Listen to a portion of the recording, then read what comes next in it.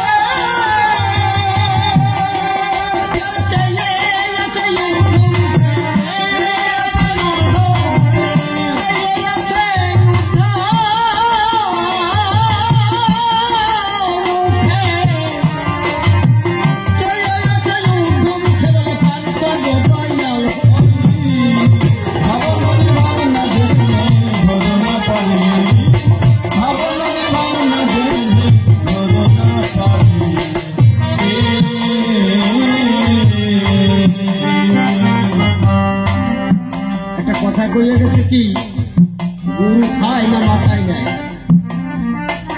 এই ভব নদীর ভাবনা জেনে যদি কেউ বাড়ি ধরে তার তরি বাবা তীরে ওঠে না, তার এই তরি তীরে নিতে গেলে গুরুর প্রয়োজন, গুরু না ধরলে হবে না। এই তিন নদীর সন্ধানে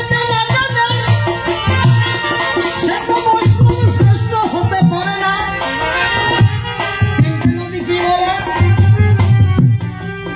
ইরা, পিঙ্গলা, সুষমা, তাই তো বলো? এই তিনটে নদী আমাদের এই দেহ ঘরখানা বাবা।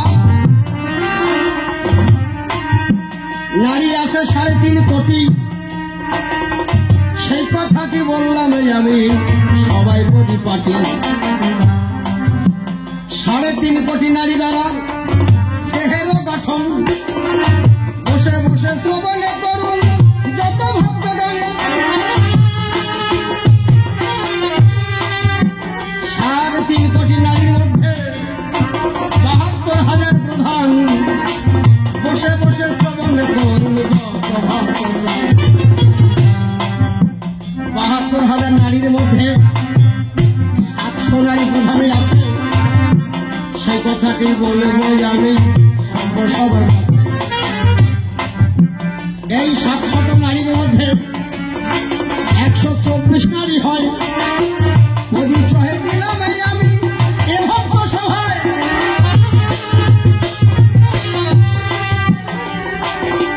সেই 24 নারীর মধ্যে বাবা, সেই 124 নারীর মধ্যে বাবা 32 নারী প্রধান, বসে বসে শ্রবণ করুন যত ভগবান। সেই 32 নারীর মধ্যে বাবা 3টে নারী রয়েছে। এই তত্ত্ব বললাম আমি সবার। একটা ইরা, একটা পিঙ্গল মধ্যে সুসম্মত হয়। বৈষ্ণব সাহিত্যের মধ্যে সব ভক্ত পায়।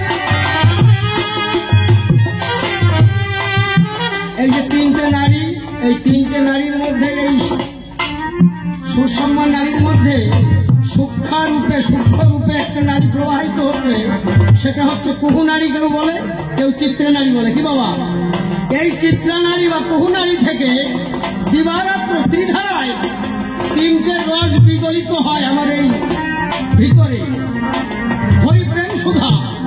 সেটা হচ্ছে তারুণ্যামৃত, তারুণ্যামৃত, লবণ্যামৃত। যদি কোন কৃষ্ণ ভক্ত আমার সাধনার ঘরে গিয়ে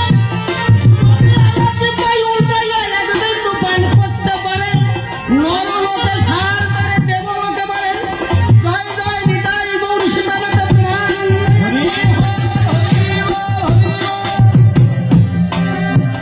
আগে এই তিন নারীর খবর জানো, খবর না জানলে হবে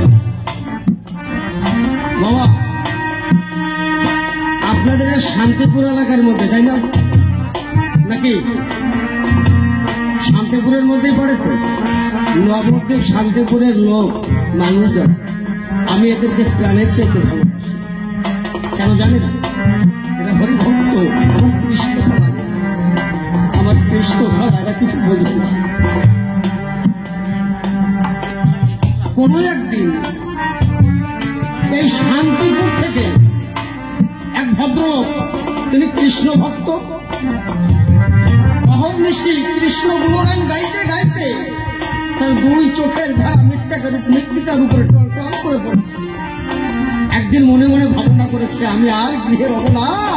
আমি যখন এতদিন কৃষ্ণ নাম নিয়েছি, আমি আর গৃহে রব না, আমি যাব মধুর বৃন্দাবন। কৃষ্ণ গোবিন্দ বলে ভাষা নয়নের জলে বৃন্দাবনে চলেছে। তখন বৃন্দাবন একেবারে জঙ্গল অবস্থা, তখন এত মন্দির, এত পরিবেশ মার্জিত হয়নি। নামটা তার কি? রামলাল। বৃন্দাবনে যখন গেছে, খাওয়া হয়নি বাবা সারাদিন। কৃষ্ণ নাম করে করে অঝরে কান্নাকাটি করছে, তার খাওয়া হয়নি, কেউ তাকে বসতে বলেনি। জনহীন শূন্য বৃন্দাবন ঘুরে বেড়াচ্ছে। বনের মধ্যে গিয়ে দেখছে একটা মন্দির আছে, টিপ টিপ করে প্রদীপ জ্বলছে, এক পূজারী পূজা দিয়ে বের হয়ে যাচ্ছে। সন্ধ্যাবেলা পূজারীর পা জড়িয়ে ধরেছে, গোসাই আমি আর বাংলায় ফিরে যাব না, আমি বৃন্দাবনে এসেছি, আমি বৃন্দাবনবাসী হতে চাই। ছোট বাজার উনি পূজারী তখন ওকে জড়িয়ে ধরে বলছে, তোমার নাম কি বোকা? বলছে, সাধু আমার নাম রামলাল, আমার অর্ধেক বয়স হয়ে গেছে, আমি বৃন্দাবনবাসী হবো, আমি আর ফিরে যাব না ঘরে, আমার একটু জায়গা হবে। সাধু বলছে, দেখো এই বৃন্দাবনে তো হিংস্র বাঘ ভাল্লুক জন্তু জানোয়ার আছে, তোমারে কোথায় রাখবো? আজকের নিশি তুমি আমার বাড়িতে গিয়ে উদযাপন করবে, কালকে আমি মন্দির প্রাঙ্গণ, মন্দিরের বারান্দায় এক পাশে ঘিরে দেবো, তুমি সেখানে থাকবে, আর এইখানে পূজা দেবে, এই মন্দির পরিচর্যা করবে। আমি তিনবার দুপুরবেলা ভোগ দেই, অন্ন ভোগ, সেটা তুমি পাবে। রাতের বেলা মিষ্টান্ন দিই, সেটা তুমি পাবে। সকালবেলা বাল্য ভক্তি, সেটাও তুমি পাবে। আমি কিছু নিয়ে যাব না। ও কথায় সাব্যস্ত হলো। আর তুমি আর একটা কাজ করবে বাবা, এই বৃন্দাবন ধাম অনেক সাধু, অনেক বৈষ্ণব আসবে, তুমি একটু পরিষ্কার করতে যদি পারো খুব ভালো হয়। ঠিক আছে, আমি গোবিন্দের কর্মচারী, আমি গোবিন্দের কাজ করব। মা চুপ করে বসে যেতে হবে, কথা বলা যাবে না। মা আমার কথা বলো না কেউ, মা একটা ভালো জায়গায় আলোচনা হচ্ছে। এখন উনি প্রত্যেক দিন ওই বৃন্দাবনে একটা কোদাল আছে, একটা দা আছে, নিয়ে সুন্দর করে পরিষ্কার করিয়ে একদিন সন্ধ্যার অন্ধকারে মন্দিরের বারান্দায় ফিরে এসে দেখছে একটা সোনার নুপুর পড়ে আছে। রামলাল মনে মনে চিন্তা করছে, তাই তো, এখানে তো কোনো মানুষ আসে না, তাহলে এখানে সোনার নুপুর এলো কোত্থেকে? উনি সোনার নুপুরটা হাতে নিয়েছে, হাতে নিয়ে চিন্তা করেছে মন্দিরের পিছনে মাটি খুঁড়ে এই নুপুরটা ওখানে লুকিয়ে রাখি, যদি কারো নুপুর হয় সে এলে এই নুপুরটা তাকে দিয়ে দেবো। এই চিন্তা করে কোদাল হাতে নিয়ে পিছনে একটা গর্ত খুঁড়ে নুপুরটা গর্তের মধ্যে চেলে মেরেছে। কোদালটা লেগে কোদালটা ওই নুপুরের পরশে সোনা হয়ে গেছে। ও মনে মনে চিন্তা করছে, ব্যাপারটা কি, আমার কোদালটা সোনা হলো কেন?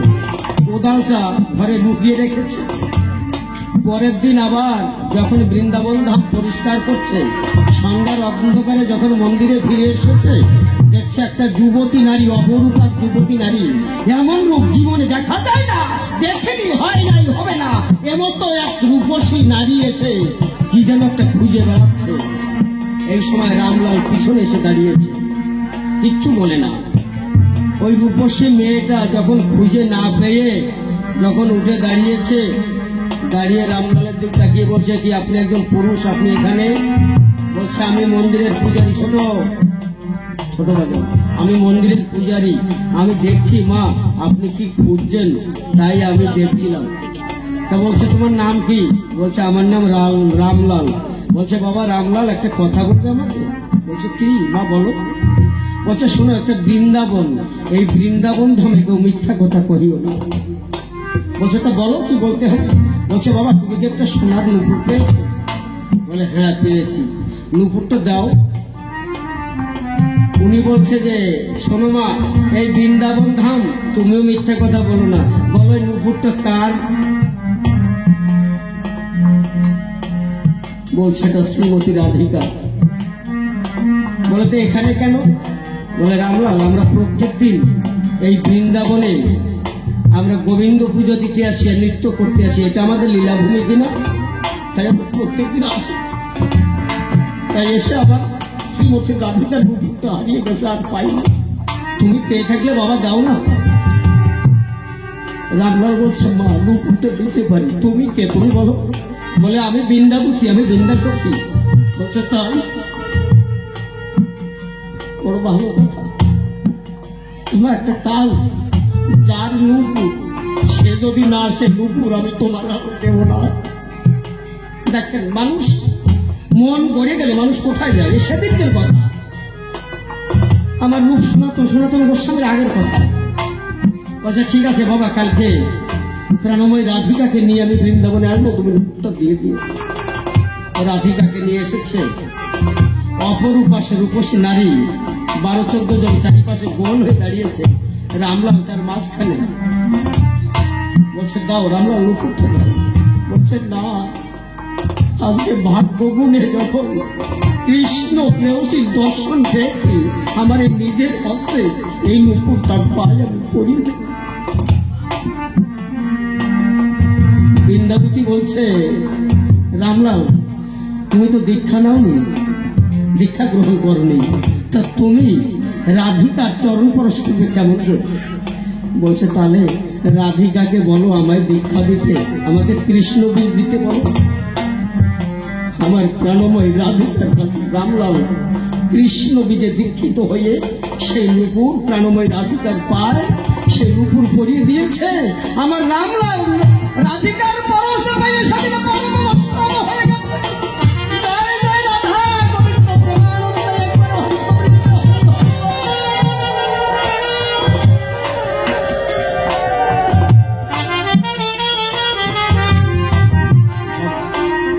মন যদি গড়ে যায়, আমার গোবিন্দ যদি কৃপা করে, তাহলে বলুন এই তিলকের কি প্রয়োজন?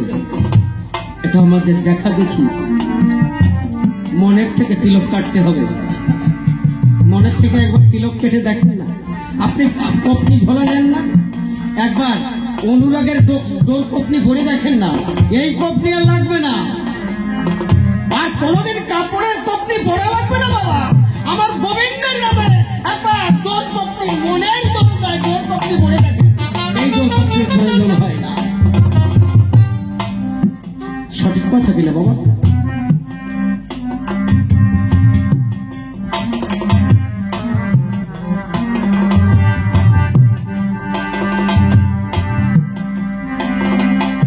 আগে ভাগবতীয় কথা না জেনে, আমার গৌরলীলার কথা না জেনে জানতে চাও, তুমি প্রশ্ন করো কেন? গুরুদেবের সঙ্গে প্রশ্ন করা যায় না, তাহলে গুরুদেবকে ছোট করা হয়। আমি অশিক্ষকের আছি এখন, আমি দাদার কাছে বাঁশি শিখতে যাব, তা বাঁশি শিখতে গেলে ওনাকে কি প্রশ্ন করতে পারি এটা কেমন ভাবে বাজাতে হয়? আপনি তো বলুন, এটা নয় দাদা, এটা আমাকে একটু দেখিয়ে দিন, আমি কেমন করে বাজাবো। এই যে বিনয়, আমার গোবিন্দের দরজায় বিনয়ী ভাব না হলে আমার গোবিন্দ রাধা গোবিন্দ কৃপা করে না বাবা? করে কি? আগে বিনয় ভাব আনতে হবে। আমার বৈষ্ণবের ভাব, আমার শ্রীমান মহাপ্রভুর ভাব, বিনয় ভাব। মার খাবে, মারবে না। গৌর কথা, কৃষ্ণ কথা, আমার নিতাই চাঁদের কথা। আচ্ছা বাবা, এখানে কমিটির লোক গিয়ে আমাকে বলেছে যে বাবা একটু হাসির জায়গায় যাবে। আমি হাসির জায়গায় মোটে যাব না, তা তো বসে বসে গান শুনতে হবে। কেন জানেন? আমার গোবিন্দের কথা, আমার ভাগবতের কথা। এ বড় অমৃত, সুধা সুধা সুধা, অমৃত অত্যন্ত অমৃত। এখানে গল্প লাগে, হাসি রহস্য লাগে। ওরে বাবা, গোবিন্দের কথা এত মানুষ জানেই না।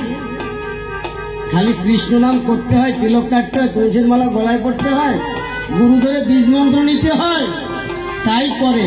কিন্তু এর বাইরে আরো কাজ আছে, কি আছে না বাবা?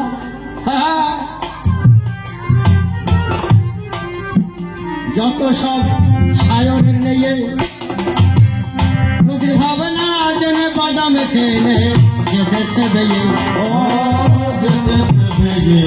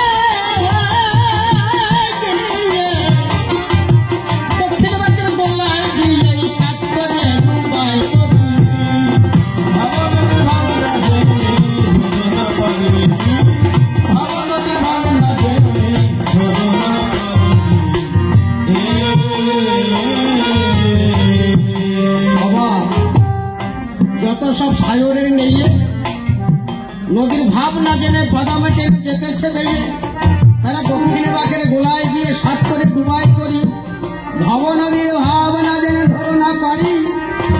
বাবা, দক্ষিণ কোনটা? আমার বাড়ি তো কলকাতার দক্ষিণে, সোনারপুর নাম শুনেছেন? যাদবপুর, সোনারপুর, বালিগঞ্জ, ঠাকুরিয়া নাম শুনেছেন? তাহলে দক্ষিণ অঞ্চলে আমার বাড়ি। তাই বলে কি আমি দক্ষিণে লোক নাকি? দক্ষিণটা ওখানে না। আমার দক্ষিণটা কোথায়? আপনারা নিশ্চয়ই এখানে শিক্ষিত মানুষ আছেন, কেউ ডিপ্লোমা করেছেন, কেউ ডক্টরেট করেছেন, কেউ টেকনিক্যাল ইঞ্জিনিয়ার, কেউ পলিটিক্যাল ইঞ্জিনিয়ার, কেউ ডক্টর, কেউ প্রিন্সিপাল, কেউ প্রফেসর, কেউ মাস্টার, বিভিন্ন রকমের মানুষ আছেন। তাহলে দক্ষিণ দিক কোনটা জানেন? আচ্ছা, আপনারা ভারতের ম্যাপ দেখেছেন না? দেখেছেন তো বাবা? আচ্ছা, ভারতের ম্যাপের দিক নির্ণয় করা আছে কেমন ভাবে? ওটা উপরে টান করে ধরলে উপরি ভাগটা হচ্ছে উত্তর, নিম্ন ভাগটা হচ্ছে দক্ষিণ। আর ডান হাত আর বাঁ হাত, তাহলে উপরে ভাগটা উত্তর, নিম্ন ভাগটা দক্ষিণ। তাহলে আমার নাভি পদের এই ভারতের ম্যাপ দ্বারা আমার দেহ জমিটা একটু জরিপ করে ফেলি। তাহলে নাভি পদের নিম্ন ভাগে দক্ষিণ, ঊর্ধ্ব ভাগে হচ্ছে উত্তর। এই উত্তর রাজ্যে বৃন্দাবন ধামে বসত করো, না যাও দক্ষিণে। দক্ষিণে গেলে পরে শোনেন যত নারী নরে, যখন কাম কামিনী তাকে জড়িয়ে ধরে করবে আলিঙ্গন, সে মহান বিরাম হয়ে তবে এই কামে মন্দিরে মৃত্যু তারে অবসম্ভাবী হবে তখন। বাবা, এই তত্ত্ব কথা সব কবি আলে কবে না, এটা বৈষ্ণব মানুষের ভালো মানুষ। তাই আপনাদের ললাটে সকলার তিলক জল জল করে আমার কৃষ্ণ ভক্ত মায়েরা যে এক জায়গায় বসে আছেন, তাই আপনাদের দেখে আমি এতটুকু কথা বললাম। আমি যদি সারা রাত এই তত্ত্ব কথা বলি, কৃষ্ণ কথা বলি, আমি যদি গল্প নাও বলি, একটা মানুষ উঠবে না। কেন? কৃষ্ণ কথার উপরে কোনো কথা হতে পারে না। তাহলে দক্ষিণ রাজ্যে বাবা কম যাইতে হবে। আচ্ছা, অনেককে দেখা যাচ্ছে যে ডোর কপনি পড়েছে, রাত্রির বেলা ঠেলে উঠছে, ডোর কপনি কি মানাবে? হ্যাঁ, মানাবে না। ও খালি খালি ওই ডোর কপনিতে কাজ হয় না। মনের ডোর কপনি পড়েন,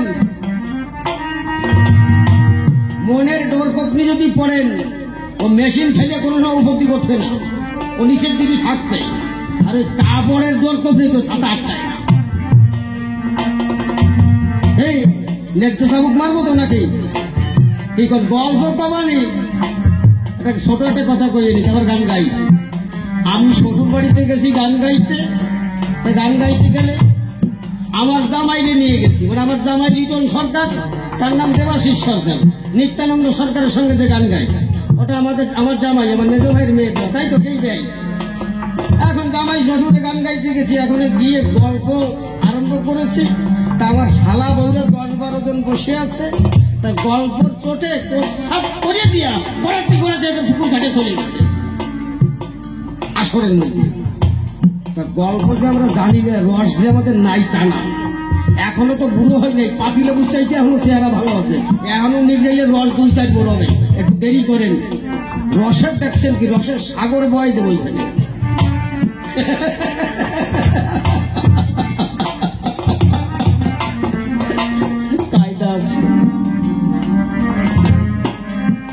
প্রতি মাসে ছোটে নদীর বাদ কত ধনীর ভরে যাচ্ছে মারা, ঠাকুরের সাবধান, ও ঠাকুরের সাবধান।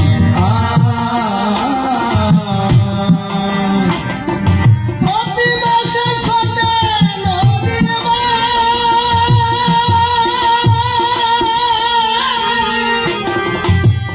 কত ধনীর ভরে যাচ্ছে মারা,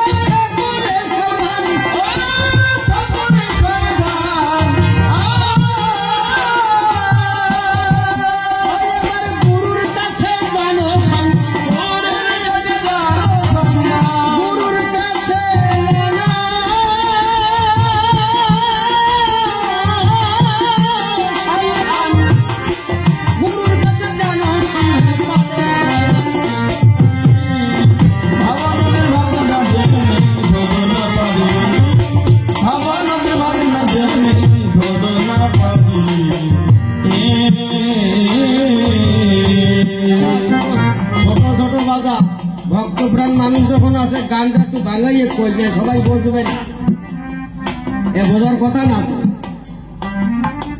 প্রতি মাসে ছোট নদীর বান, ব্যাপারটা কি বাবা? নারী হোক আর পুরুষ হোক, আমাবস্যা পূর্ণিমা মেশিন ঠেলে ওঠে, তখন সামাল করতে হয়। সামাল করতে হয় কি? গুরু প্রদত্ত বীজের দ্বারা, এছাড়া কোনো মেডিসিনে সামাল হয় না।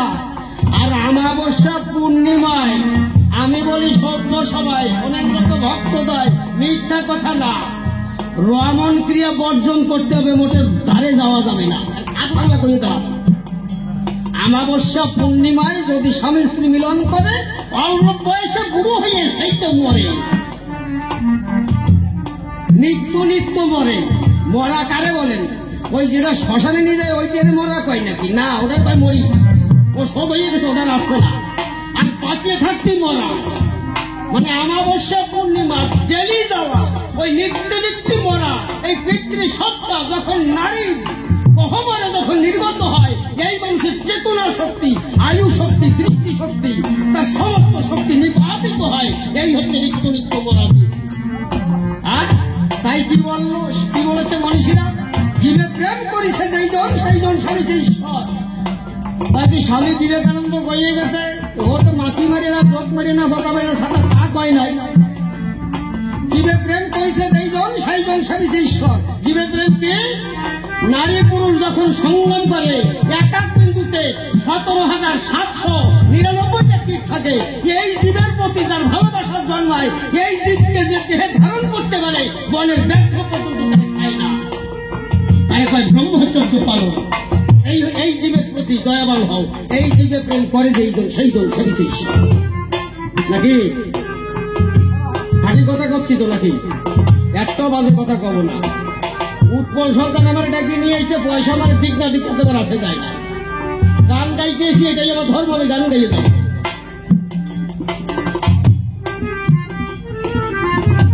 আবার ডেলি গান থাকে, দূরে গানে দেয়, কিন্তু আমার ভাই এই গানের কথা 1 মাস আগে কইছে, 1 মাস আগে কয় নাই যে দাদা পয়সা দিতে পারি না পারি বসাক পাড়ায় গানে গাইতে হবে।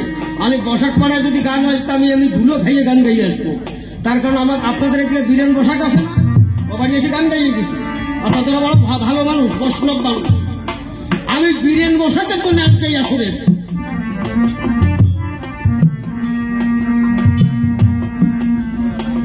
মা সময় থাকতে সাবধান হয়ে চলো।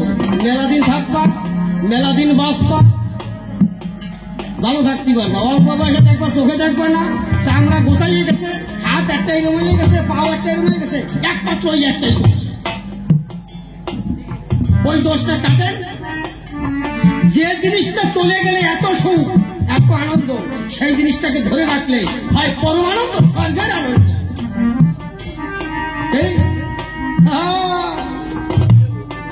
অত সহজ সাধন ভজন। তিলক কাটিয়া একেবারে ঘরের আন্ধারে বসিয়া হরে কৃষ্ণ কৃষ্ণ কৃষ্ণ হরে হরে, হরে রাম রাম রাম হরে হরে। কিন্তু সব জায়গায় আকাশ তোর ঘরে ঘরে, এ করতে হবে না। প্রশ্ন করো না। আমার একটা দিক খুব ভালো লাগে, কি জানেন? এই যে অনুকূলপন্থী যারা আছে না, এটা দেখবেন একটা গান গায়, কি জয় রাধে রাধে কৃষ্ণ কৃষ্ণ গোবিন্দ গোবিন্দ বলো রে। জয় রাধে রাধে কৃষ্ণ কৃষ্ণ গোবিন্দ গোবিন্দ বলো রে। রাধে গোবিন্দ গোবিন্দ গোবিন্দ গোবিন্দ গোবিন্দ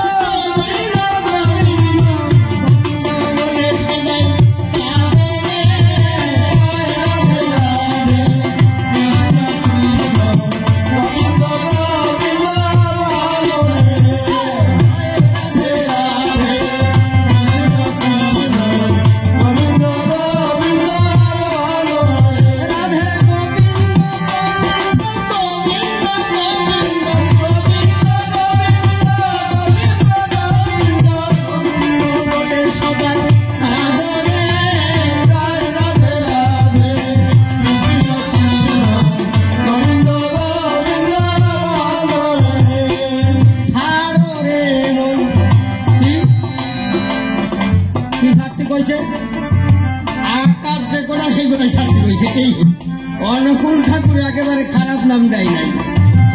যাই করুক না কেন আসতে আমার ঘরের মধ্যে আছে নাকি? আমার রাধা গোবিন্দের তো ডাকে, তাই তো দেখাই যাও।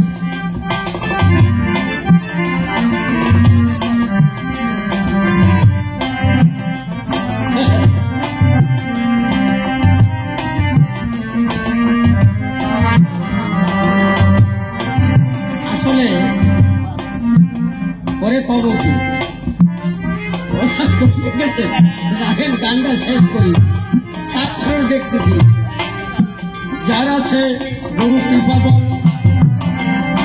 সেই সে কেবল জানতে পারে নদী কোনখানে কোন জল, কোনখানে কোন জল।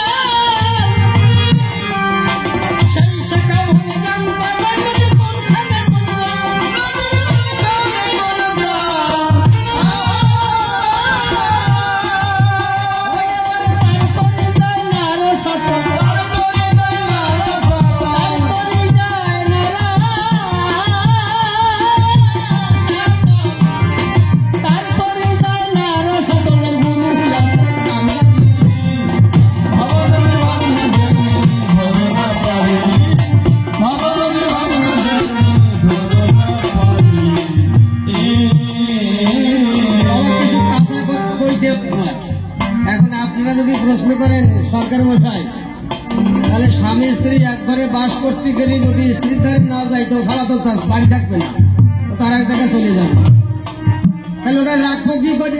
তারও পন্থা আছে। গুরুর কাছে শিক্ষা গ্রহণ করতে হবে। যারা সে গুরু কৃপা বল সেই সে কেবল জানতে পারে নদীর কোনখানে কোন জল। তারপরে যায় না সকল যার গুরু আছে কান্ডারি। গুরুর কাছে শিখতে হবে। উজ্জ্বল পরকীয়া নবরস পায় না মহারস পরকীয় রস। স্বামী স্ত্রী রমণ করবা, তোমার নিম্ন গতি হবে না, তোমার ঊর্ধ্ব গতি হবে। এর বিরাট সাধনা। কব নাকি? না না, অত সহজ না। এই জায়গায় কব কেন? এই জায়গায় যদি আমার শিষ্য শাবক দুটো একটা থাকতো, তাকে আমি কথা যে এইভাবে আমার মায়ের কাছে যাবি, তাহলে তোর মরণ হবে না। আমি ফাঁকা মাঠে বল দিতে যাবো কেন? আমি জানি।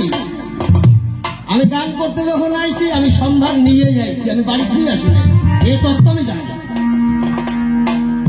এ তত্ত্ব না জানলে আমার বয়স কত? 62 বছর, 63 বছর বয়স আমার। এখনো 25 বছর এইভাবে গান গাইয়ে যাবো, এই আজু বাজাই যাবো। হ্যাঁ, তত্ত্ব জানতে হবে, গুরুকরণ জানতে হবে।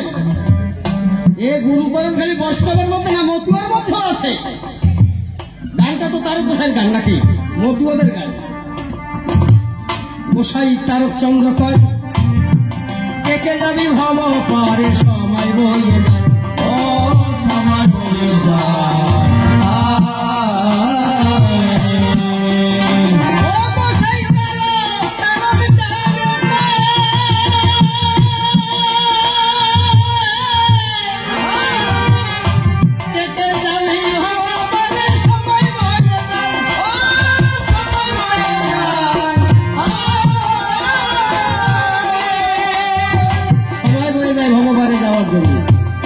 আমি কিন্তু বাবা মতুয়া মানুষ। আমার গলায় বোধহয় আসার মালা এখনো আছে না? কিন্তু আমি বৈষ্ণবের ঘর জানি। কেন? প্রকৃত মতুয়া যারা বৈষ্ণব, তারা মতুয়ার বীজ মন্ত্র যদি মতুয়ারা জানতো, তাহলে বইরে গিয়ে সাথে বাড়ি বাড়ি হতো না। মতুয়াকে বীজ মন্ত্র কি জানেন? আপনাদের বীজ মন্ত্র হচ্ছে ওম ক্লিং কৃষ্ণায় নমঃ। আর মতুয়ার বীজ মন্ত্র তার গোসাই যেটা দিয়ে গেছেন সেটা হচ্ছে ওম ক্লিং রাধা বল্লভায় নমঃ। আলাদা নাকি? নাকি? তাহলে আপনি যে বীজে দীক্ষিত, আমি সেই বীজে দীক্ষিত। আমি মতুয়া, আমার গলায় আচার মালা, আপনার গলায় তুলসীর মালা। মন্ত্রটা ওম ক্লিং রাধা বল্লভায় নমঃ, ওম ক্লিং কৃষ্ণায় নমঃ। আমি 16টা বীজ মন্ত্র জানি। বর্তমান গোসাইরে 3টে বীজ মন্ত্র জানে, আমি 16টা বীজ মন্ত্র জানি। এই বীজেরও কাজ আছে। বীজ যদি জপা হয় তা বীজে বীজ হয়, বীজে গাছ হয়, গাছে ফল হয়। ফল হলে সেই ফল ভক্তি খায়। আগে নিজেকে জায়গায় আসতে হবে। না জানিয়ে বাড়ি বাড়ি বললাম, হ্যাঁ ও আমার বাড়ি কৃষ্ণ কথা কইছে কেন, ও কৃষ্ণ নামে ধরিতেছে কেন? এই লক্ষ্মী ছাড়া কথা। কৃষ্ণ নাম, রাধার নাম, হরির নাম, শান্তির নাম এক, ওর আলাদা নাই কোনো জায়গায়। শালা বোঝে না, বাড়ি বাড়ি করে বেড়াই খালি। আমি কৃষ্ণ মন্ত্রে দীক্ষিত। আমার বীজ মন্ত্র হচ্ছে ওম ক্লিং রাধা বল্লভায় নমঃ। এটা আমার মতুয়ার ঘরের বীজ। এই মতুয়ারা যারা গোসাইগিরি করে ওরাও জানে না, 2-4 জন জানে যারা একটু তত্ত্ববেত্তা গোসাই। মতুয়ার মতো বই ভরবে না, থাকবে কোন জায়গায়? ওরা খালি গুতিয়ে বেড়া, গুতে ডাঙ্কা বাজাই বেড়ায়। ডাঙ্কার মধ্যে সব আছে নাকি? বই ভর্তি হবে। আমার বাড়ি মহোৎসব, আমি প্রত্যেকটা দলে বলে যাই 5 মিনিট বেশি ডাঙ্কা বাজাবি না, ও বন্ধুরে থোক। তাই 2 বই পড়। একটা ডক্টরের হতে গেলে, একটা ডাক্তার হতে গেলে, একটা ইঞ্জিনিয়ার হতে গেলে কি বই না পড়ে যায় বাবা? আগে বই পড়তে হবে। খালি ডাঙ্কা বাড়লে হবে না। অত ডাঙ্কা বাড়বে না, গুরুতর ঠাকুরটা দেয় নাই। এই বাড়ু বাড়িতে মতো সম্প্রদায়টা শোধ হয়ে গেল। এত বাড়ু বাড়ি ভালো না, পরিবেশ মার্জিত হতে হবে। আপনারা বৈষ্ণবরা পারবেন একটা গামছা পরে, একটা গামছা মাথায় বেঁধে টেনে উঠতে? ওই মতুয়া যারা যেখানে না বোঝে সেই করে পারে। এটা গুরুচন্দ্রের আদর্শ, এটা আমার রাধা গোবিন্দের আদর্শ না। একটা কাপড় পরা থাকবে হাতের উপরে, একটা তাদের উপরে দেওয়া থাকবে, একটা ঝোলা থাকবে, মালা থাকবে, একটা বৈষ্ণবের ভাবধারা, মতুয়ার ভাবধারা। হাঁটুর উপরে একটা ধুতি পরা থাকবে, কাঁচা দেওয়া, একটা গেঞ্জি গায়ে থাকবে, একটা সুন্দর সাদা কাপড় কাঁধের উপর থাকবে। হচ্ছে মতুয়ার দেশ। তাহলে কি 2 দেশ এক হয় না? তো সালারা করে কি? ওই কথা হচ্ছে অতভাগ্যা, পশ্চিম বাংলার কলি ওই ঘোড়া। যে মতুর আদর্শ না মানে, যে বৈষ্ণবের আদর্শ না মানে, তারা হচ্ছে বর্তমান কলি। গোসাই তারক তাদের কয় কেটে যাবে ভাব পারে সময় বলে, ও সময় বলে যায়।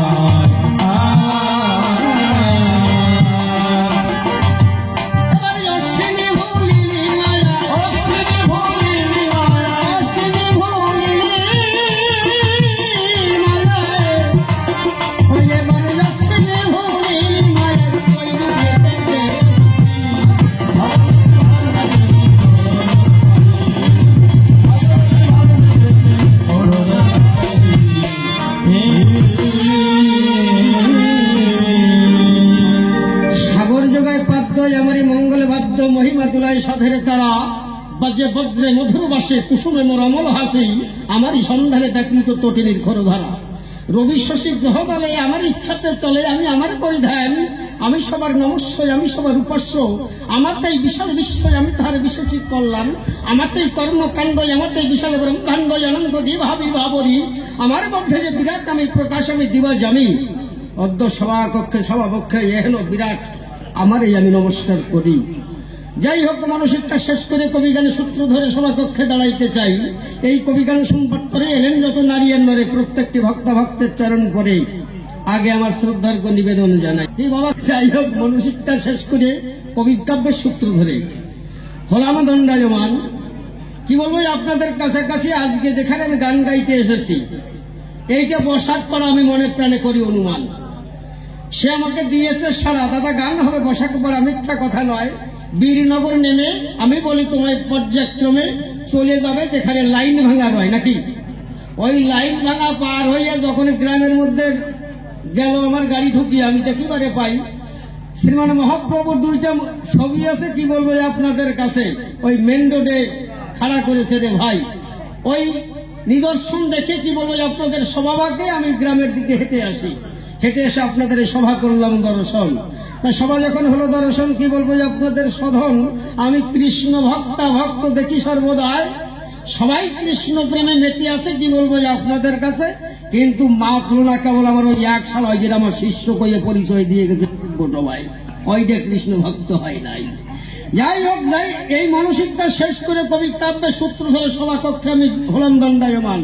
আমার নামটা অসিত সরকার খুলে বলি সভ্য সবার পর, সেই নাম বাদ দিতে হবে এখন।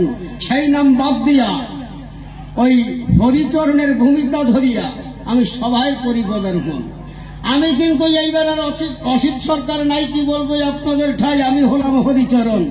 কি বলবো আপনাদের নিকটে কালীচরণ শিষ্য বটে, কিছু প্রশ্ন দিয়ে যায় প্রেমের হাতে, জানিবার তার আছে আকিঞ্চন। কিন্তু আমি মনে করি ধারণা এইটা বোধহয় সেই কালীচরণ না, এইটা বোধহয় যে কালীচরণ আসার কথা ছিল সেইটা পাল্টে গেছে, তাই না নাকি?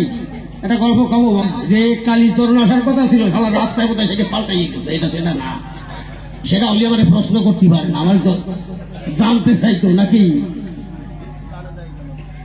আচ্ছা, তারপরে পরে কি বলবো আপনাদের ধারে ডাক দিয়ে বলে আসরে গুরুদেব আমি প্রশ্ন করি তোমারে, তুমি আমার কথা নেবা। এই যে গুরু মন্ত্ররা গুরুদেবরা যে বীজ দেয়, এই বীজে কি হয় এইটা একটু কবা। আমরা যারা চাষি মানুষ বটে, খুলে বলি আপনার নিকটে, আমরা গিয়ে জমি পটে, আমরা জমি যখন নাঙ্গল দিয়ে চাষ করি, আমাদের থাকে বীজ ধান। শোনেন যত ভক্ত প্রাণ, যখন ওই ধান আমরা বুনি, ওই ধান বুনলে পরে কি বলবো আপনাদের ধারে, তখন গাছ ওঠে মৃত্তিকার উপরে, তাতে ফল ধরে করে ধারণ। সেই ফল যখন হয়, সেই ফল ধরা এই জীব জগৎ বাঁচে, বিশ্ব বসুধ হয়, তাদের হয় না মরণ। কিন্তু তোমাদের গুরু যে বীজ দেয়, ও বীজের গাছ কোথায়, ওই বীজে কি হয়, এইটা একটু করতে হবে বর্ণন। কি তাই কইছে তো নাকি? তাহলে বীজ মন্ত্র নিলে পরে কি হয়, এই বিশ্ব চরাচরে তার জানিবার আছে প্রয়োজন। এইখানে আমার কথা থেকে আমি বলি সভ্য সভাকে, এ বীজ কিন্তু মৃত্তিকায় ফেলা বীজ নয়। আপনারা শোনেন জ্ঞানী দয়, বলি আপনাদের ঠাই, এই যে আমার যে দেহ জমি খানে, আপনারা শোনেন ভক্ত প্রাণ, এই দেহকে উর্বরা শক্তি বাড়াতে আমার গুরুর প্রয়োজন। যেমন কি বলবো আপনাদের ধারে আমি খুলে বলি আপনাদের আসরে আপনারা শুনবেন সুদিচয়, এই যে আমি কবি গান করি, আপনারা আসরে আছেন যত নর আর নারী, আমার কিন্তু এই কবি গানের শিক্ষাগুরু শিশির সরকার হয়। তার নাম শুনেছেন বোধহয় আপনারা, নাকি?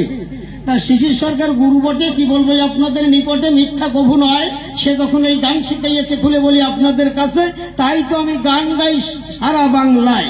তাহলে এইভাবে গুরু ধরলে পরে তাহলে সে কিছু শিখতে পারে, আমি বলি আপনাদের খাই। তাহলে এই দেহ জমি রক্ষা করতে হলে শোনেন, যত জ্ঞানী দলে একটা গুরুর প্রয়োজন আছে। গুরু না হলে এই দেহ জমির রক্ষা কোনো কালে নাই। তাহলে যার আছে গুরু কৃপা বল, সে কেবল জানতে পারে নদীর কোনখানে কোনে জল, তার তরি যায় না রসাতল, যার গুরু আছে কান্ডারি, তাই না? আর এই যে আমি আগে গানটা করে গেলাম, কি বলবো, সভ্য সমাধান। তাহলে বীজের কাজ কি? যখন আমার এই দেহ ভাণ্ডে, কি বলবো আপনাদের আসরে, যখন কাম উত্তেজনা হবে সর্বদাই, যখন কাম ভাব আমার জাগবে, কি বলবো সবাই এবে, কোন মেডিসিনে কিন্তু এই কাম তাড়ানো নাহি যাবে। তখন গুরুদত্ত বীজ ঝপলে পরে শোনেন, যত নারী আর নরে, তখন মানুষের এই দেহ শুদ্ধ হয়ে নিষ্কাম হতে পারে। এই জন্য গুরুদত্ত বীজের আছে প্রয়োজন। তবে যারা গুরুদত্ত বীজ নিয়েছেন সবাই আমার কথা নেবেন, সন্ধ্যা সকালবেলা নিশিরাতে নাম জপবেন। এই নামের এক বিশেষ প্রয়োজন। এই নাম জপলে পরে চিত্ত শুদ্ধি হতে পারে, মিথ্যা কথা নয়। গুরু যেদিনকে নাম দিয়েছে, আমার দেহের অন্ধকার দূর হয়েছে, আলোকিত কৃষ্ণ প্রেম সেদিন আমার হৃদপদ্মে হয়েছে উদয়। এই হৃদপদ্মে কৃষ্ণ প্রেম উদয় হওয়ার জন্য খুলে বলি আপনাদের সভা সন্নিধানে, এই জন্য গুরুদত্ত বীজের আছে প্রয়োজন। সন্মূর্খ করে বলি, শোনেন আপনারা জ্ঞানমন্ডলী, আমি বলি আপনাদের ঠাই, এই জন্য গুরুদত্ত বীজ নিতে হয়। আমি বলি সভ্য সবাই, গুরুদত্ত বীজের এই মানুষ জীবনে ছাড়া আর অন্য কোনো কাজ নাই। যে গুরু মন্ত্র নিয়েছে খুলে বলি আপনাদের কাছে, আমি বলি আপনাদের ঠাই, সে একটা লাঠি ধরে একজনকে মারতে পারে না প্রাণে। কি বলবো, আসলে আমি দিয়ে যাই পরিচয়। যেজন গুরু ধরা, আপনারা শুনেন, ভাবুক ভক্তরা, মিথ্যা কভু নয়। যে গুরু মন্ত্র বীজ নিয়েছে খুলে বলি আপনাদের কাছে, সকল সময় এই মন্ত্র যেজন জপেছে, কৃষ্ণমুখী হয়েছে যেজন, সেজন মানুষ তো দূরের কথা, আমি তো এই বক্তৃতা একটা পিপিলিকাও মারতে পারে না কখন। এই গুরুদত্ত বীজের এই কাজ, আমি বলি সবাই আজ আপনারা শুনবেন জ্ঞানী লোকে, গুরুদত্ত বীজ প্রাণে একবার ভাবের হাটে হরি হরি বলো সব ভক্ত জনে। এই জন্য গুরুদত্ত বীজের আছে প্রয়োজন। তারপরে কি কইছে, ধর্ম কি? এই আর একজন ধর্ম হচ্ছে লাইট জ্বলা। এই বলতে না প্রশ্ন করে গেছে, এই লাইটের ধর্ম কি? এটা জ্বলা, নেগেটিভ পজিটিভ এক করলে পরে এটা জ্বলবে, এটা ধর্ম। সৎ আদর্শ কি? এটাই হচ্ছে কথা। ধর্মটা কিছু না, ধর্ম হচ্ছে সনাতন ধর্ম, শাশ্বত সনাতন ধর্ম, যা আগে ছিল অনন্তকাল থাকবে, চিরস্থায়ী সনাতন শাশ্বত সনাতন ধর্ম, সূক্ষ্ম সনাতন ধর্ম। সূক্ষ্ম সনাতন ধর্মের কথা দিতে হবে বক্তৃতা, আপনারা বিজ্ঞ শ্রোতা করবেন, তাই শ্রবণ। আপনাদের এইখানের একটা কথা দিতে হবে বক্তৃতায়, আপনারা বিজ্ঞ শ্রোতা সবাই আছেন পরিপাটি। এই যে গুরুদত্ত বীজ নিলে কি হয় এই দেহের ভিতরে, আমি বলবো যে আপনাদের সবাই খাঁটি। আচ্ছা, ওই জায়গায় রাস্তাটা ছাড়িয়ে বসলে আমার মনে হয় ভালো হয়। মা, আচ্ছা, তাহলে এবার সঠিক ধর্মটা কি? সঠিক ধর্ম কি? ধর্ম মানে যাহা ধারণ করে মানুষ বাঁচে, তাই ধর্ম। তাহলে কি ধারণ করে বাঁচে? আমি বলি সবাই আপনাদের কাছে, মানুষ কি ধারণ করে বাঁচে? আকাশ কুকাশ চুরি ডাকাতি করে ধরে রাখি মানুষ বাঁচে নাকি? নাকি সত্য ধর্ম, সত্য কথা বলা, সৎ পথে চলা, সৎ আদর্শে গুরুজনকে ভক্তি করা। বাবু, আগেরকার দিনে মানুষ, এখনো আমার এই বয়স হয়ে গেছে, এখনো আমার সামনে যদি আমার সাথে একজন বেশি বয়স্ক মানুষ, আমি হয়তো বাসের সিটে বা ট্রেনের সিটে বসে আছি, আমার সামনে যদি কেউ এসে দাঁড়ায়, আমি উঠে তাকে সিটটা দিয়ে দিই। আমি একটা এই বয়সী মানুষ, আমার এত কষ্ট হয় দাঁড়াতে, তাহলে আমার সাথে বেশি বয়স্ক মানুষ যে সে দাঁড়াতে তার কেমন হবে? নাকি? হ্যাঁ, এটা বুঝতে হবে, এটা ধর্ম। ধর্মটা কি? আজকালকার ধর্ম করে আরে ওরে ধর্ম আমার। আপনারা এই যে, আমি অসিত সরকার হয়ে বলবো না, আমি গুরুদেব হয়েই বলবো, এই যে কয়েকদিন আগে শিব চতুর্দশী গেছেন, এই যে আবার আসতে গেছে নাকি? এরা যদি গুরু ধরে শিব চতুর্দশী করে তাহলে আকাশ করতে পারে নাকি? নাকি? আচ্ছা, শিব চতুর্দশী যেদিনকে যে এইসব তারকেশ্বরে জল ঢালতে যায়, তাই কান্দে একটা বাঘ নিয়ে কয় ভোলে ভম তারক ভ্রম, ভোলে বাবা পার করেগা, চরণের সেবা লাগে, কি কয় না অনেক কিছু। একটা ছেলে কি বলবো যে আপনাদের সভ্য সভা দলে ওই গঙ্গায় গিয়ে স্নান করে বাঘ কাঁধে নিয়ে যখন রওনা হবে, এই সময় তার বাবা ডেকে বলছে, খোকা কি বলবো তোর কাছে, আমার জ্বর হয়েছে, আমার এক গ্লাস জল দে না বাবা, আমি একটা প্যারাসিটামল খাবো। ছেলে ডাক দিয়ে বলে বাবার স্থলে, বাবা আমি জল দিতে পারবো না। কয় কেন? কয় আমি গঙ্গার থেকে স্নান করে এসেছি, কি বলবো তোমার কাছাকাছি, এখন জল দিলে তোমার ছুঁয়ে দিলে আমি অপবিত্র হয়ে যাবো। ওরে সবার কত বড় হারামজাদা চিন্তা করতে পারে না, ওর বাবারে জল দিলে অপবিত্র হয়ে যাবে, জল দিতে পারবে না। ও বাঘ নিয়ে হাঁটিছে। এই তোর কোন বাবার মাথায় জল ঢালতে যাচ্ছিস? জগন্নাথ থুইয়ে জগন্নাথের মাথায় জল ঢালতে যাচ্ছ। জল ঢালবা কোন জায়গায়? আতাইয়ে দেখছো কোন জায়গায় জল ঢালে? বাবার মাথায় না কিসির মাথায় ঢালে? একটু বাগিয়ে চিনতে ঢালতে হবে, ঢাললে হবে না কিন্তু। তারপরে শিব চতুর্দশের দিন মায়েরা একেবারে আতপজালির ভিন্ডি খাইয়ে একেবারে সাল্লার তলে বসে সারা রাত ওং নমো নমো কইয়ে একবারে ওই জায়গায় জল দুধ ঢালিয়ে তারপরে আরেকটা কাজ ভালো কাজ করে, কি কাশিয়ে না মা আগে শুনিয়ে দাও। ধুলো বেল গাছের থেকে পারে, তখন তো পাকে না, মাঘ মাসে ফাল্গুন মাসের দিন ধুলো বেল গাছের থেকে পারিয়ে ওই বাবার মাথায় একটা হাইয়ে ভাঙে ধুইয়া, যদি বেল ভাঙে তাহলে ভালো সুফল। আচ্ছা ঘরে যেসব বাবারা আছে ওই বাবাকে ওইয়ের মাথায় একটা বেলটা হাইয়ে ভাঙিয়ে রাখতো, কেমনটাই সে বাবা বাঁচবে না, শোধ হবে, একটু হিসেব করে ভাঙে নাকি? এই বাবা পুজো দাও, হিসাব করিয়ে দাও, হিসাব না করে। ধর্মটা হচ্ছে জানা, না জানিয়ে ধর্ম করে না। একটা মুসলমানের 7 বছরের ছেলেকে যদি বলতে পারেন যে খোকারে তুই কোন ধর্মের মানুষ, ও বলবে আমি ইসলাম ধর্মের মানুষ। বাবা তোর ধর্মগ্রন্থের নাম কি? ও বলবে কোরআন শরীফ। আচ্ছা মা তোমরা একটু মুখে দিয়ে কও দিই তোমাকে ধর্মগ্রন্থের নাম কি? কইতে পারো? কেউ? সে কই নাই, পারবাই না। গীতাও না, মহাভারত না, ভাগবত, রামায়ণ না, ওর একটাও না। শুনে নেন আজকে, মনে রাখবেন 770 সনাতন ধর্মের মেন ধর্মগ্রন্থ হচ্ছে ঋগ্বেদ। এটা জেনে রাখেন, প্রত্যেকটা মানুষের জানা উচিত। কেন আপনারা জানবেন? আপনারা না জেনে ধর্ম করবেন কেন? কত কিছুই তো জানেন না। গল্প করবো না, ভালো কথাগুলো খবর। আপনারা সরস্বতী পুজো দেন তো নাকি? হ্যাঁ, ও মায়েরা দেও না তো? অঞ্জলি দিতে যাও না? অঞ্জলি দাও কি? হ্যাঁ খোকারা কি দিস? জয় জয় দেবী চরাচর সারে কুচু যুগ সবিতেছে মুক্ত হারে, মানে কি? অবশ্যই কও, জানো না? খালি কইয়া ব্রাহ্মণে কয় জয় জয় দেবী চরাচর সাগে সারে যুগ কুচু সবিতেছে মুক্ত হারে, এর মানে জানো? তা না জেনে কও কেন? জয় জয় দেবী চরাচর সাগে কুচু যুগ সবিতেছে মুক্ত হারে। মায়ের প্রণাম দিতে হবে কোথায় লক্ষ্য করে? ওই যে মা বসে আছে, তাহলে মাকে যদি আমি প্রণাম দেই তাহলে মায়ের চরণ লক্ষ্য করে আমার প্রণাম দিতে হবে। এ শালা রাম পাঠা কি কয়ে গেছে? জয় জয় দেবী চরাচর সারে যুগ কুচ সবিতেছে মুক্ত হারে। স্তন যুগলের মাঝখান দিয়ে যে মুক্তের হারখানা ঝুলে পড়েছে, সুভাষিত বড় দর্শনধারী মা তোমার বক্ষস্থলে তোমার যে কুচ যুগ মাঝখান থেকে মুক্তার দ্বারা ঝুলে পড়েছে, এটা দেখতে বড় মনোরম, তাই তোমার একটা প্রণাম দিচ্ছি। এটা রাম পাঠা না? তারপরে না জেনে প্রণাম দেন, অঞ্জলি দেন কেন? আগে মন্ত্র জানবেন না? শিখবেন না? শেখার প্রয়োজন নেই। তিলক কেন কাটে? কৃষ্ণ নাম কেন নিতে হবে? আমি কেন সন্ধ্যা সকালে কৃষ্ণ নাম নেব? কেন মা বাবার সাধন ভজন করবো? কেন গুরুকে আমি দক্ষিণে দেবো? কেন গুরুদেবকে আসন দেবো? কেন গুরুদেবকে বাড়িতে কেনে তাকে অন্য সেবা দেবো? এর বিশেষ কতগুলো কারণ আছে, সেগুলো জানতে হবে। সেগুলো আপনারা কেন জানবেন না? না জেনে কেন ধর্ম করবেন? তাহলে ধর্মের একটা ক্লাস করেন, ধর্মের একটা স্কুল করেন, কেন আপনাদের মধ্যে নেই? যাবেন, ধর্মের ক্লাস আমার কাছে আছে। আর একটা লোকের কথা বলে দিই, দীনকৃষ্ণ ঠাকুর আমাদের দক্ষিণে সাউথে বাড়ি। বর্তমান নেট খুললেই দীনকৃষ্ণ ঠাকুরের লীলা কীর্তন আপনারা পাবেন।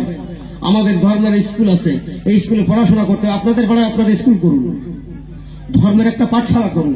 ছোট ছোট বাচ্চাদের ধরে দিনে একটা করে শ্লোক অন্তত আপনারা পড়ান। জানেন গীতা পড়লে কি হয়? তো জানেন না, তাই পড়েন না। আপনারা তিলকটাকে ঘুরে বলেন, আপনারা হরে কৃষ্ণ বলেন, পিছনের গুলো যে হরে কৃষ্ণ বলবে, কি বলবো সবাই দেবে। এটা শিক্ষা কে দেবে? এই মাতা পিতা যারা আপনারা যারা আছেন তারা দেবেন। তাহলে কি 1 অধ্যায় করে গীতা প্রত্যেকদিন একটা বৈষ্ণব মানুষের পড়া উচিত। একটা করে শ্লোক ছোট ছেলেগুলো যারা স্কুল কলেজে পড়ে তাদেরকে পড়ানো উচিত। কি আমি অন্যায় বললাম নাকি? কি বাবা অন্যায় কইছি? যদি অন্যায় বলে থাকে আপনাদের পায়ে চটি আছে, ছেড়ে দেবেন না মানে। এগুলো কেন আপনারা করেন না? এগুলো আপনাদের হিন্দু ধর্মের, সনাতন ধর্মের গাফিলতি। আপনারা আর কোনোদিন আনেন বা না আনেন আমার তাতে আসা যায় না। আজকে যখন কপাল গুনে আসেই বলছি, কয়টা ভালো কথাই কইয়ে যাবো, আর এক কথা কব না। এটা আমাদের সনাতন ধর্মের চামক আমাকে দিতেই হবে। আমি সারা ভারতবর্ষের আন্তে প্রান্তে গান গেয়ে বেড়াই, আপনারা নেট খুললে আমাকে দেখতে পারবেন। আজকে কপাল গুনে আমার ভাইয়ের ডাকে আমি আইছি, আমার ভাইকে আমি খুব ভালোবাসি। তাই যাই হোক, এগুলো মা আপনাদের যারা কোলে বাচ্চা কাচ্চা, মা আমরা তোমাদেরই বলি, ওই বাচ্চা কাচ্চাকে শিক্ষা দেবে। যত স্কুল কলেজের পড়ার মাধ্যম দিয়ে দেখবা গীতার একটা করে শ্লোক পড়াবা, সেই ছেলেটা ডক্টর হেড হবে, বড় একজন ডাক্তার হবে, বড় একজন ইঞ্জিনিয়ার হবে, বড় একজন বৈজ্ঞানিক হবে, একটা ভালো জায়গায় পৌঁছবে মা। আর যদি এইসব শিক্ষা না দাও তাহলে কচু কচু খাইয়ে বেড়ানোর মতন হবে, খুব ভালো হবে না। আমার কথাটা আজকে মনে রেখে দিও। আসলে যে কয়জন আছে বা আমার এই শব্দ তরঙ্গ যত দূরে যাচ্ছে, আমি গ্রামের কাছে, সকলের কাছে, আমার সত্য সনাতন ধর্মের কাছে আমার এই অনুরোধ, আমার এই নিবেদন, আমার এই মিনতি, আমি যখন গুরুর আসনে জবাব দিচ্ছি, আমি এই শিক্ষাটাও দিয়ে যাই প্রত্যেক ঘরে ঘরে। ছোট্ট ছোট্ট বাচ্চা কাচ্চা ছেলে পুলেদের আপনারা গীতা পড়াবেন, এক অধ্যায় করে না পড়ান, একটা করে শ্লোক প্রত্যেক দিন পড়াবেন। রাধাকৃষ্ণ প্রেমানন্দে একবার হরি হরি বলেন সর্বজন। এই শিক্ষা কালকে থেকে আপনাদের ঘরে ঘরে দিন। প্রত্যেকটা ঘরে সুসন্তান সুন্দর হবে, সুন্দর পরিবেশের হবে, এবং তারা উপর দেশে পৌঁছবে, ভালো হবে, ডক্টর হেড হবে, বিজ্ঞান বৈজ্ঞানিক হবে, ভালো ভালো জায়গায় পৌঁছবে। আমি কথা দিয়ে গেলাম আজকে, যদি না পৌঁছায় তাহলে আমার ফোন নাম্বার আপনারা রেখে দেবেন, আমাকে ফোন করবেন, আমি তার কৈফিয়ত জারি করবো, গোবিন্দের কাছে আমি বলবো। কেন হবে না?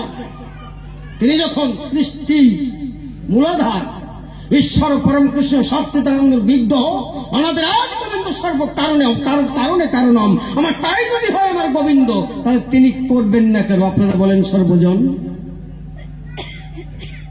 সুশিক্ষায় শিক্ষিত হতে হবে বাবাকে।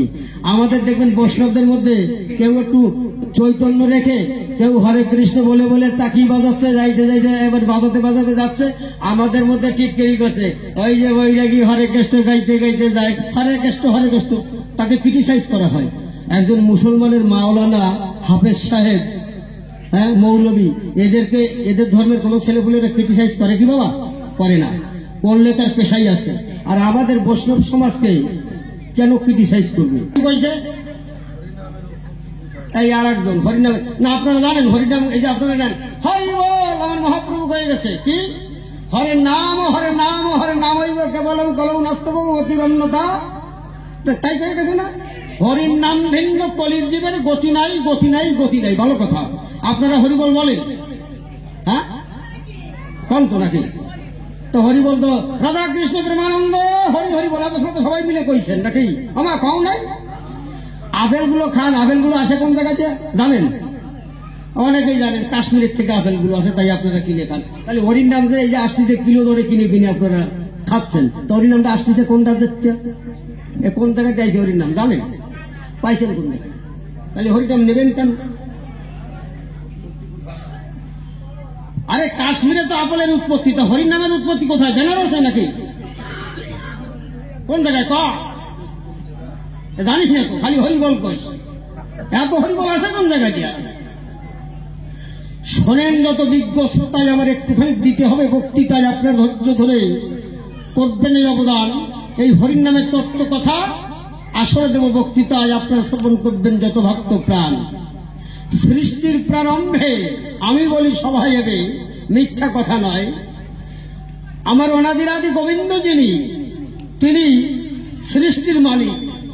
মনে মনে চিন্তা করেছেন তিনি যে আমি ব্রহ্মা বিষ্ণু শিবকে সৃষ্টি করেছি, তাহলে আমার একটা নারীকে সৃষ্টি করতে হবে, প্রকৃতির সৃষ্টি করতে হবে। প্রকৃতিকে যদি না করি সৃষ্টি, আপনারা আমার পরে দেবেন দৃষ্টি। তাহলে এইবার প্রকৃতির সৃষ্টি কি করে করতে হবে?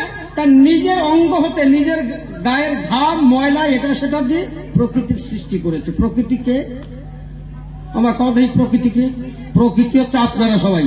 এই যে মেয়ে জাতি, বিশ্বের বুকে মেয়ে জাতির উপরে, মেয়ে শক্তির উপরে, নারী শক্তির উপরে কোনো শক্তি হতে পারে না। নারীরে বোঝে না, তাই জীবন ভরে ওকে বাউ দিকে রেখে গেছে শূন্য, মানে একের বাউ দিকে শূন্য থাকলে কোনো কাজে লাগে না নাকি? হ্যাঁ, একের ডানি শূন্য হলে তো কাজে লাগে নাকি? আর মাকে শক্তিহীন করে রাখার জন্য বাউ দিকে বসায় রাখছে। বা দিকে বসায় বিয়ে করে কেন পুরুষরা? তো মায়েরা জানেই না। বাউ দিকে বসতে কয় ব্রাহ্মণে ঢেলে দিকে বসায়, আর মারা না বুঝে ফিরে করেছে। কারণ মারা প্রতিবার না যে আমরা আজকে একটু ডাইন ধারে বসবো, ওই শালা বাউ ধারে বসবো। দেখতে হবে, কায়দা আছে সব কিছুর মধ্যে। যাই হোক, নারী শক্তিটাকে পুরুষ সমাজ দাবিয়ে রাখে। নারী শক্তির কাছে পরাভূত পুরুষ সমাজ কোনোদিন নারী শক্তির উপরে না। আমি যদি মা আর বাবা দুই ভূমিকার উপরে গান গাই, যে কোনো লাল আসুক না কেন, আমার পুরুষে বসিম সরকার শেষী সরকার আসুক, সেদিকে যদি পুরুষকে বাঁচাই নিয়ে যেতে পারে, আমি আর গান গাবো না জীবনে, কবি গান। তারপর হাসতেই সরকার, তার প্রমাণ আমি দিয়ে যাচ্ছি। নারী শক্তি কত বড় সর্বশক্তিমান। দেখেন গীতা লিখেছে কি, আদ্যা শক্তি স্বরূপিণী শ্রীমদ ভাগবত গীতা, কি বাবা তাই লেখা না? তা কৃষ্ণ শক্তি স্বরূপ শ্রীমদ ভাগবত গীতা লেখে নাই কেন? লেখছে আদ্যা শক্তি স্বরূপিণী শ্রীমদ ভাগবত গীতা। নারী শক্তি ওই শ্রীমদ ভাগবত গীতার মধ্যে। নারী শক্তির উপর কোন শক্তি নাই। এখন ভাই আপনারা মনে করবেন এই বেটা বিদেশের আইছে, যদি মাকে ভালো না বাসাতে রাত্রি খাদ্য দেবে না, সেই জন্য নারী কি ভালো থাকতেছে না? খাদি না দিলে আমার পকেটে পয়সা আছে, আমি হোটেলে যে খাইয়ে বাড়ি যাবো, বিরিয়ানি খাইয়ে বাড়ি যাবো দরকার হয়, কিন্তু তাহলে মিথ্যে কথা কই আমি যাবো না। এইবারে যখন প্রকৃতি সৃষ্টি করেছে, কি বলবো আপনাদের কাছে, প্রকৃতি মানে আদ্যা শক্তি মহামায়া তিনি দুর্গা। এবার আদ্যা শক্তি মহামায়া দশভুজা অবস্থায় যখন সামনে দাঁড়িয়েছে, এইভাবে কিছুদিন যাওয়ার পরে শোনেন যত নারী আর নরে ডাক দিয়ে আদ্যা শক্তি তখন যায় বিষ্ণুর ধারে। বিষ্ণুদেবকে ডেকে বলে, শোনো বিষ্ণু, বলি তবস্থলে তুমি আমার কথা নেবা, আমি তো নারী জাতি খুলে বলি তোমার প্রতি আমারে বৈবাহিক বন্ধনে আবদ্ধ করবা। এই কথা শোনার পরে শোনেন যত নারী নরে ডাক দিয়ে বিষ্ণু তখন বলে ওই মায়ের ধারে, মা আমি তোর সৃষ্টি করছি, আমি কি বিয়ে করতে পারি নাকি?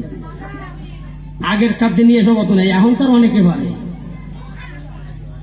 এখন বলছে শোন, আমি একটা কথা কই, যে ব্রহ্মা বসে আছে, খুলে বলি তোর কাছে, তুই আমার কথা নিবি মা, ওই ব্রহ্মার কাছে যা, তোর 12টা ব্রহ্মার কাছে যা।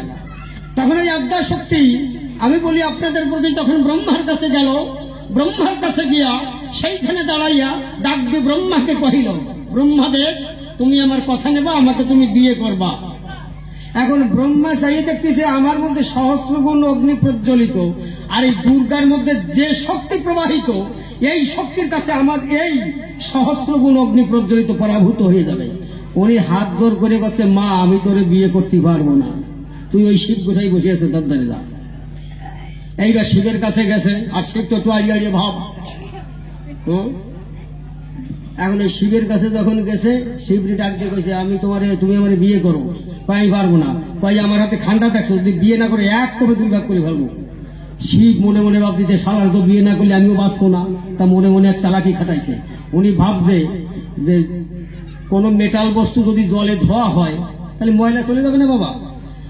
তো মনে করছে কি শিব গোসাই যে দুর্গারে একটা চক্রান্ত করে ওর পাওয়ার কমাই ওরে বিয়ে করবো না, ওর যা পাওয়ার আমি পারি উঠবো না। এখন পাওয়ার কমাবে কি করে? কইছে তুমি 108 বার মরে জন্মাতে পারো। হ্যাঁ পারি। কয়টা গোসাই আমি যে 108 বার মরে জন্মাবো, তো আমার পোড়াবা কোথায়, আমার দাহন করবা কোথায়? কেন? কয় বিশ্বের বুকে এমন কোন জায়গা নাই যে যেখানে আমাকে দাহন করবে। কয় তুমি সে চিন্তা করে না দুর্গা, তুমি 1 বার মরবে, 1 বার ধরে তোমার মহাশ্মশানে আমি অগ্নিভূত করব। মহাশ্মশান কোথায় আপনার বলুন? জানেন? মহাশ্মশান আছে। আর মহাশ্মশানে আগুন লাগলে মানুষ হয় অ্যাক্সিডেন্ট করে, নয় গলায় দড়ি দেয়, নয় বিষ খায়, নয় পাগল হয়ে যায়। মহাশ্মশানে যদি আগুন লাগে, মহাশ্মশান আগুন মানে এই সন্ধিস্থল, এটা সন্ধিস্থল। এই সন্ধিস্থল হচ্ছে মানুষের মহাশ্মশান। এইখানে যদি একবার বিরহ অগ্নি প্রজ্বলিত হয়, সে আগুন সারা জীবনে নেবে না। আমার কৃষ্ণ প্রতি যদি একবার এই শ্মশানে আগুন জ্বলে, কৃষ্ণ না আসা অব্দি, কৃষ্ণ প্রাপ্তি না হওয়া পর্যন্ত শোনেন যত জ্ঞানীবন্ত, এই আগুন আর নির্বাণ হয় না। তখন ডাক দিয়ে শিব বলে, দুর্গার স্থলে, দুর্গা তুমি আমার কথা নেবা, ব্রহ্ম অগ্নি প্রজ্বলিত করে তোমার 1 বার ধরে এই মহাশ্মশানে পোড়াইয়ে ভস্মীভূত করে দেব। ওই শিব ভাবছে যে পাওয়ার কমাইয়ে ফেলবো, কিন্তু পাওয়ার যে কমাতে যাইয়ে বাড়িয়ে যাবে শিব বোঝে নাই। মানে হোমিওপ্যাথিক ওষুধ ওটা দেখবেন ওই 100 পাওয়ার 1000 পাওয়ার করবেন কি করে জানেন? একটা শিশি আছে সেটা 1000 পাওয়ার। এখন ওইখান থেকে ওই 100 পাওয়ার ওইটাকে 1000 পাওয়ার করবেন কি করে? ওইটা একটা বোতলের মধ্যে একটু জল নিয়ে ওতে 1 ফোঁটা দেবেন, ওইটা 100 ঝাঁকা দেবেন, 1000 পাওয়ার হয়ে যাবে। তো দুর্গা যে পাওয়ার বাড়লো সাতাটা বোঝে না। এখন এই পাওয়ারের একটা গল্প আমি একটু পরে কই, আমি আগে একটু মীমাংসা দিয়ে নিই। এইবারে দুর্গাকে যখন একবার পোড়ায় আগুন হো হো করে জ্বলে ওঠে। কি বলবো আপনাদের নিকটে। আচ্ছা বাবা, 50 কাউনের খড়ের গাদায় কেউ কোনোদিন আগুন দিয়ে দেখছেন? আগুন দিয়ে দেখবেন 50 কাউন খড়ির গাদায় বা খড়ের গাদায় আগুন দেবেন, দেখবেন আগুন হো হো করে জ্বলবে। তাহলে আপনারা কেউ যদি করবেন না, খবরদার। আমি যে মন্ত্র শিখাই দিয়ে কেউ করবেন না। আমি সেদিনকে একটা মন্ত্র শিখে দিয়েছি কোন জায়গা জানো?